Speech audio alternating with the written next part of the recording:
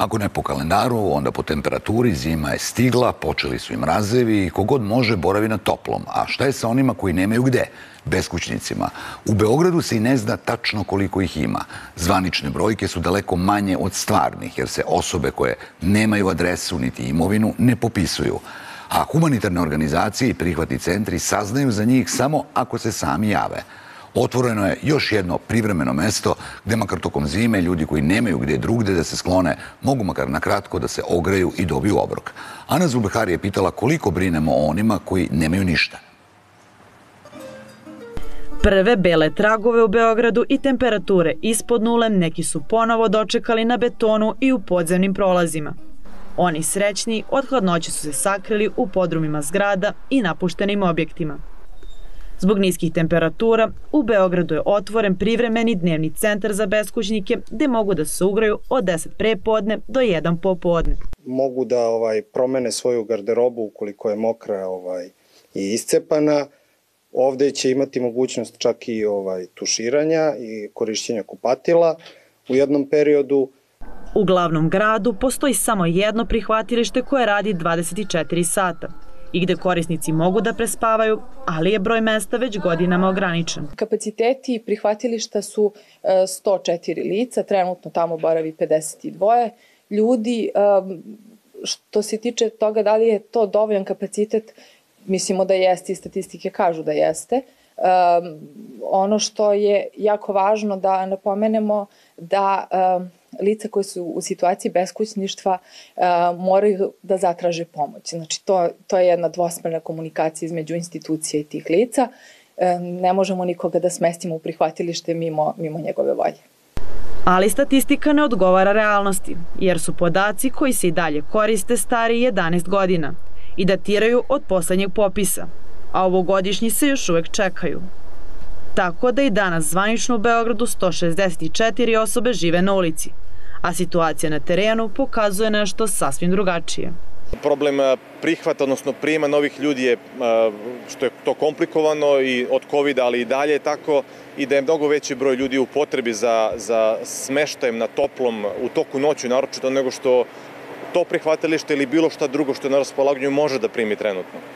Samo mi kao Adra, dakle naš 8-člani tim koji radi na terenu, radi se oko 500 ljudi relativno redovno. Možemo da slutimo koliko bi bilo ljudi novo otkrivenih kada bi imali još ljudi na terenu. Mi mesečno u prethodnih 9 meseci otkrijemo 20-30 novih ljudi. Nevladine organizacije koje pomažu beskućnicima procenjuju da ih samo u Beogradu ima nekoliko hiljada. Pošto najveći broj ljudi o kojima govorimo nemaju ni prebivalište, ni boravište, niti su u sistemu, u prihvatilištima, oni će ostati duhovi i nepokriveni. Tragična je situacija što ćemo tek za 9 godina, ako se način popisivanja promeni, moći da imamo realniju sliku. Statistika i praksa ne slažu se ni u tome da li je zbog ekonomske krize i inflacije broj beskućnika porastao.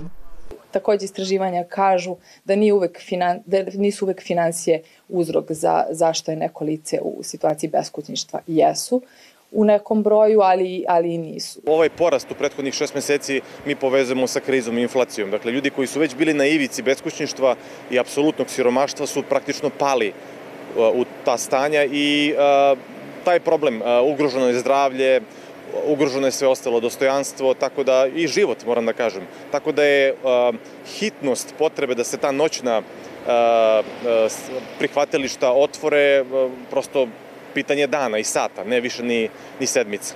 A privremeno beogradsko prenoćište za beskućnike biće otvoreno narednih dana i ono će za početak moći da primi 25 ljudi, najavljuju iz gradske uprave.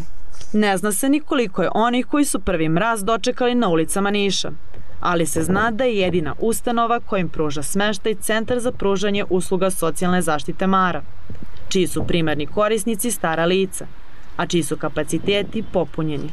Sada baš radimo sa nekim od njih i pokušavamo da vidimo kakav je njihov materijalni status, da li imaju nešto da im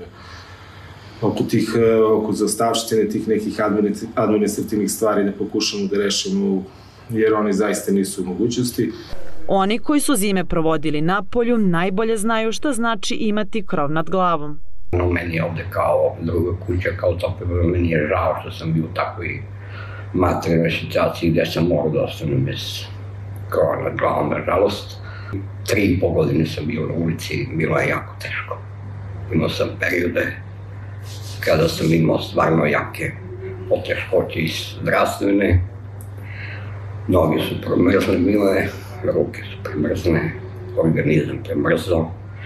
Boravio sam u većem mahu na željezničkoj stanici gde je jako hladno, nema grejanja.